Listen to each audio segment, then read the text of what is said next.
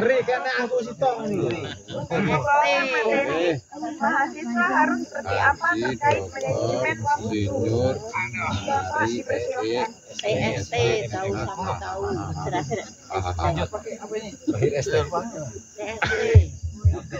Harus berdiri Pak Ci. Berdiri ya? Hah? Biar berdiri terpendek juga. Jangan begitu. Bismillahirrahmanirrahim. Assalamualaikum warahmatullahi wabarakatuh. Selamat Selamat malam, salam sejahtera bagi kita sekalian. Alhamdulillah, puji syukur kita panjatkan kehadirat Allah Subhanahu wa Ta'ala, Tuhan yang Maha Kuasa, karena atas rahmat dan berkahnya sehingga kita malam ini kita bisa berkumpul di tempat yang luar biasa. Mudah-mudahan ini menjadi amal jariah sekaligus sebagai amal ibadah yang bisa diterima oleh Allah Subhanahu wa Ta'ala. Amin. Salawat dan salam kita aturkan kepada junjungan kita Nabi Muhammad Sallallahu Alaihi Wasallam beserta para sahabatnya dan para pengikutnya sampai akhir zaman. Pertama-tama yang saya hormati para sesepuh, yaitu Pak Adi Hasan, Ibu Ros, dan Pak Jamingan keluarga, dan Pak Bang Jack. Oke, siap. Yang saya hormati Bapak Kepala Dinas, Pak Marno, Pak Wadan POM, Pak Mayor Mayoto, dan Bapak-bapak dan adik-adik sekalian yang saya banggakan. Saya berterima kasih sudah diberikan kesempatan. Sebenarnya semua sudah disampaikan oleh pemateri sebelumnya. Jadi saya juga bingung apa yang saya mau sampaikan karena Pak Marioto, Pak Maro, Mas Narti sudah bawakan semua. Saya sudah bingung apa yang saya mau sampaikan. Tapi masih ada sisa sedikit. Jadi alhamdulillah saya sebagai akademisi, sekarang saya ini sudah jadi akademisi yang sebelumnya saya birokrasi, karena sejak tanggal 1 Oktober 2024 saya sudah beralih sebagai staf mengajar di Fakultas Ilmu Sosial dan Politik, dan saya sudah mengakhiri, tapi alhamdulillah saya di PLT-kan di Biro Akademik dan Kemahasiswaan Universitas Trisakti karena persiapan masa pensiun tahun depan. Jadi supaya saya bisa bertambah lagi 5 tahun ke depan untuk mengabdi kepada negara, dan saya insya Allah pada umur 2030 baru pensiun. Alhamdulillah kalau saya bisa dapat guru besar berarti 2035 baru pensiun. Amin. Alhamdulillah, ini yang perlu saya sampaikan. Jadi Lanjut wali kota.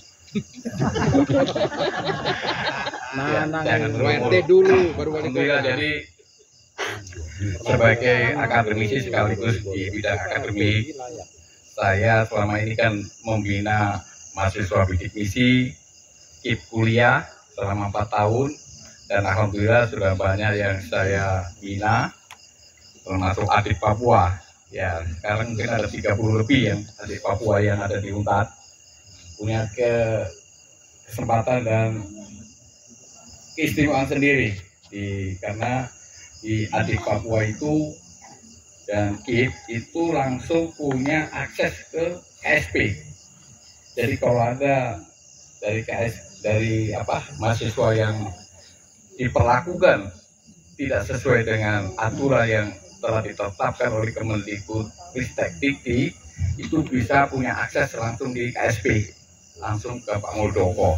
Jadi sangat hati-hati dalam mengelola KIP kuliah. Baik, saya lanjutkan. Permuja ini saya tahu bahwa hampir 99% adalah mahasiswa, dan 90% atau 80% itu dari UNTAD, sisanya dari UIN.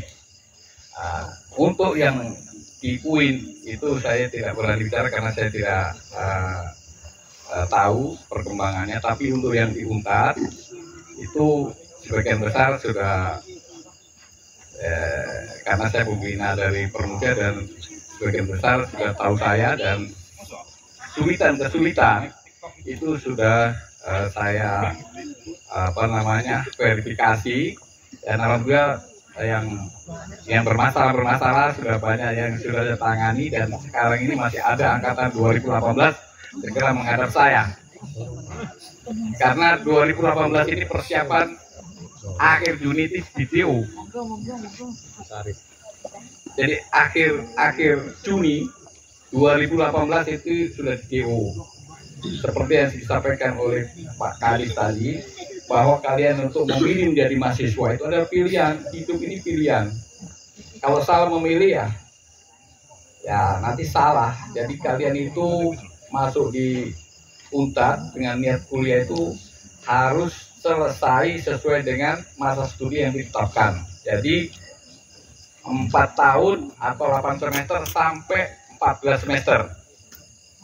Nah, itu paling lambat. Jadi jangan diambil yang 14 semesternya. Nah, saya di sini bicara mengenai akademik karena kalian mahasiswa. Nah, orang tua kalian itu menyekolahkan kalian adalah berharap kalian jadi seorang sarjana. Tetapi masih banyak yang menjadi istilahnya kasarnya itu kambing tua. Nah, jadi suka di kampus gitu. Jadi itu saya tidak berharap dari Permuda itu menjadi mahasiswa yang masa studinya ambil yang 14 semester. Ya, jadi lebih cepat lebih bagus karena orang tua kalian itu berharap kalian itu menjadi seorang sarjana sampai tidak terasa punggungnya hitam di sawah istilahnya. Betul. Tapi saya kan banyak ditelepon dari kepala desa, Putaraya, katanya kok enggak sarjana ini. Ternyata di kota. Jadi orang tuanya bingung, katanya kuliah tapi nggak pernah masuk kuliah. Nah, ini saya berharap teman-teman yang dari mahasiswa, mumpung saya masih ada di PLT sampai tanggal 31 Desember, masih ada kesempatan untuk memanggil wakil dekan 1 untuk menyelesaikan tugas-tugas kalian. Jadi saya mohon kalian dalam waktu ini, kemarin yang sudah ada menghadap sama saya Iqbal dengan siapa? Alek.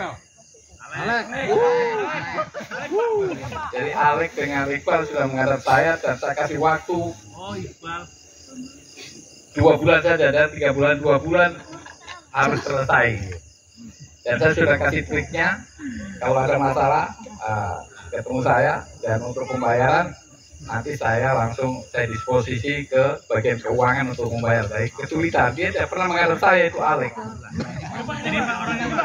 Nah, dia itu bayar tidak dikasih karena sudah 2 semester tidak bayar. Sengaja saya sebut di sini supaya dia malu. Kalau malu pastinya lagi. Saya kasih karantina di rumah saya dengan Iqbal harus selesai, karena kalau Alek ini Desember harus maju. Nah, jadi kesempatan saya bisa manggil wakil dekan, silakan ke saya. Kemudian untuk yang pergantian, saya masih menunggu pergantian untuk bidik misi kuliah itu. Biasanya setiap semester itu 100 lebih yang tidak bisa dilanjutkan KIP-nya karena IP-nya tidak cukup, yaitu di bawah 3. Kemudian tidak ber-KRS sehingga harus kasih berhenti. Jadi kemarin saya tanda tangan 100 lebih untuk diberhentikan. Nah, kita menunggu lagi bagi yang mampu, yang betul-betul mahasiswa yang kurang mampu, nanti segera mengurus di fakultasnya masing-masing. Kemudian nanti saya ajukan ke wakil rektor 3 untuk diberikan kesempatan untuk mendapatkan, karena tidak boleh orang mampu mendapatkan bantuan KIP kuliah. Jadi itu saya mohon, mumpung masih ada kesempatan, silakan untuk menyelesaikan studi. Saya cuma itu yang bisa, karena sesuai dengan kewenangan saya untuk mengurus bidang akademik dan permahasiswaan. Jadi saya mohon mahasiswa dari Permuda ini yang masih bermasalah, silakan, karena biasanya biar sudah selesai tinggal mata kuliah itu 1-2 mata kuliah tidak dilanjutkan. Jadi ini si Anu ini sudah selesai, tinggal ujian, tinggal menyusun, tapi belum dilanjutkan. Si Alek ini. Itu sudah. Kemudian Iqbal itu masih 4 mata kuliah lagi. Baru tidak bisa di semester ini, harus semester depan. Nah, jadi itu karena seperti yang disampaikan Pak Kadis tadi, kita harus merubah mindset. Orang itu bukan karena kepintaran, tapi ketekunan dan kedisiplinan. Orang yang berhasil itu. Jadi saya dulu bukan siapa-siapa, tapi sekarang saya diperhitungkan. Saya bukan sebagai kesombongan saya, tapi saya itu merangkap dari golongan 2A. Kalau Pak Maruf, Pak Kadis ini langsung 3A, tapi saya dari golongan 2A. Tapi sekarang saya 4C saya. Itu sama dengan jenderal bintang 1 sekarang. Saya satu level dengan Pak Maruf, padahal beliau 3A, saya 2A. Ini saya hormat, Pak. Kenapa? Itu karena ketekunan. Jadi jangan berpikir bahwa menjadi seorang pengusaha juga harus punya modal. Saya juga nggak punya modal. Saya pernah jadi kontraktor saya. Saya pernah jadi konsultan. Ini saya punya pembina. Saya pernah jadi konsultan. Dan saya sampingan, saya kalahkan Mas Nardi. Ya, beliau ini konsultan tulen dan pembinanya konsultan, tapi proyeknya lebih banyak saya. Artinya apa? Kita menjamin komunikasi yang baik. Karena apa? Semua masalah itu bisa diselesaikan 99% dengan cara komunikasi yang baik. Artinya bahwa kita harus menjalin link seperti yang disampaikan Pak Kadis itu. Setelah kita ini kuliah ini apa? Jangan kuliah sebagai kebanggaan, bangga-bangga menjadi mahasiswa. Tapi sesudah jadi mahasiswa, jadi pengangguran. Padahal pendidikan ini adalah memutus rantai kemiskinan. Salah satu jalan untuk memutus rantai kemiskinan itu hanya pendidikan. Jadi caranya bagaimana? Kalau anaknya sekolah, paling tidak jadi pegawai, golongannya sudah berbeda. Sehingga yang semula orang tuanya tidak mampu, itu menjadi meningkat ekonominya. Jadi yang paling penting adalah keuletan. Kalau orang Jawa itu tekun dan ulet. Yang banyak orang yang selesai, bukan yang pintar, tapi yang ulet dan tekun.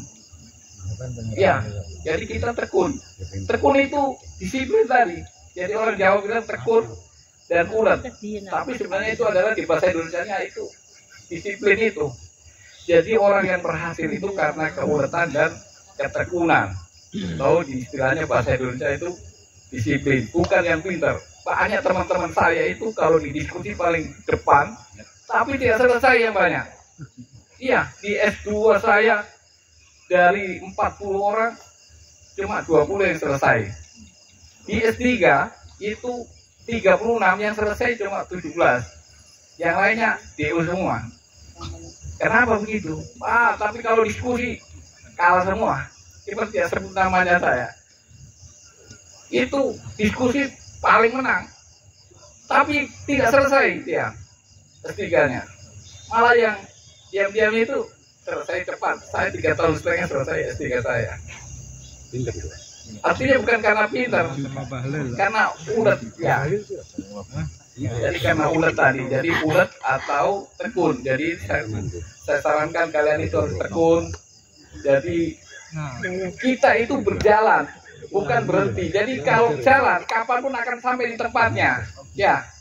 Jadi kalau kita ini menempuh satu jarak tertentu, tempat atau tujuan, kita tidak boleh berhenti. Jadi harus jalan, walaupun lambat, jalan saja terus. Karena kalau kita berhenti, dia akan sampai. Ya, kalau kita berjalan, pasti akan sampai, walaupun lambat. Nah, itu namanya ketekunan. Jadi, hidup itu ketekunan. Coba orang-orang yang berhasil, ya saya sampaikan Pak Kadis tadi, orang yang banyak, orang nakal, tapi sukses. Orang yang jelek tapi sukses itu karena keuletan itu dan ketekunan dan kedisiplinan. Nah itulah. Jadi kalau kita kuliah juga begitu. Jangan berhenti di jalan. Harus jalan walaupun lambat. Nah, dia akan sampai nanti. Dia akan sampai di satu tempat. Asal berjalan walaupun lambat. Karena itu lambat dan cepat itu kan sesuai dengan kemampuan masing-masing setiap orang. Makanya tidak boleh berhenti di satu tempat. Harus jalan terus. Pantang mundur. Karena itu yang akan menentukan. Itulah sebabnya saya sendiri ya saya tadi itu orang di UNTAD saja pasti akan heran dengan saya karena saya tahu dulu jadi operator pernah, dari penjaga pintu juga pernah. Iya, penjaga pintu juga pernah saya. S2 disuruh jaga pintu saya. Karena banyak di luar saya, tapi jangan itu. Saya dulu sambil jadi PNS, saya juga jadi konsultan, saya juga jadi kontraktor. Jadi banyak di luar. Akhirnya saya dicap sebagai seorang pemalas. Itulah sebabnya saya selalu ulet, walaupun saya di mana-mana, tapi saya masih ingat pendidikan sehingga kita akan sukses. Seperti yang disampaikan Pak Marioto tadi, bagaimana kita mau mendidik anak kalau kita juga tidak disiplin juga. Gitu. Habis waktu. Oke, terima kasih. Saya kira itu yang saya kurang lebihnya mohon dimaafkan. Assalamualaikum warahmatullahi wabarakatuh.